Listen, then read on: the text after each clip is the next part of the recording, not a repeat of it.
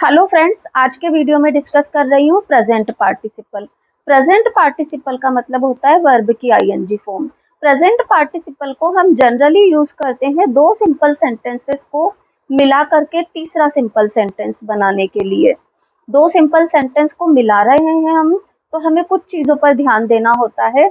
या तो दोनों सेंटेंस का सब्जेक्ट सेम होगा, या एक सेंटेंस का सब्जेक्ट और दूसरे का ऑब्जेक्ट सेम होगा। अब इन दोनों सेंटेंसेस को जब हम कंबाइन करके तीसरा सिंपल सेंटेंस बना रहे हैं, तो हमें ये भी देखना होगा कि दोनों सेंटेंसेस में काम के बीच में अंतराल बिल्कुल ना के बराबर हो। और कई बार तो ऐसा हो कि एक सेंटेंस में जो एक्शन हो रहा है वो कंप्लीट भी नहीं हुआ है और दूसरा एक्शन शुरू हो गया है। जैसे कि I hear my friend he was singing a song. I hear my friend, मैंने मित्र को सुना। कब सुना? जबकि उसका ये एक्शन जारी था कि वो सिंग कर रहा था। तो इस तरीके के सेंटेंसेस को कनेक्ट करने के लिए हम प्रेजेंट पार्टिसिपल का यूज करते हैं। जैसे I heard here my friend singing a song, तो इस तरीके से हम वर्ब की आईएनजी फॉर्म का यूज करते हैं।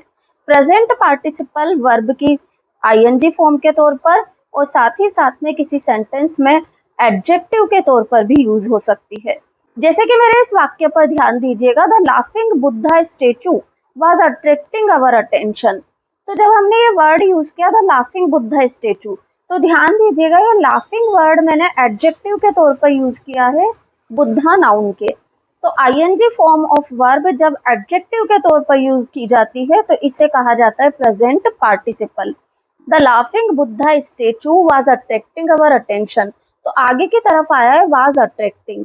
वर्ब की आईएनजी फॉर्म के तौर पर अट्रैक्टिंग यूज हुआ है, तो यहाँ पर आईएनजी फॉर्म वर्ब है।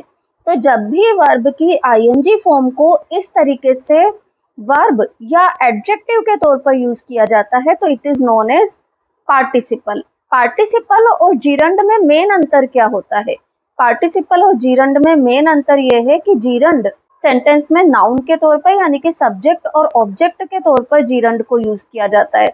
जीरंड भी आईएनजी फॉर्म ऑफ वर्ब ही होती है, परंतु ये होती है सब्जेक्ट या ऑब्जेक्ट की जगह पर नाउन के तौर पर।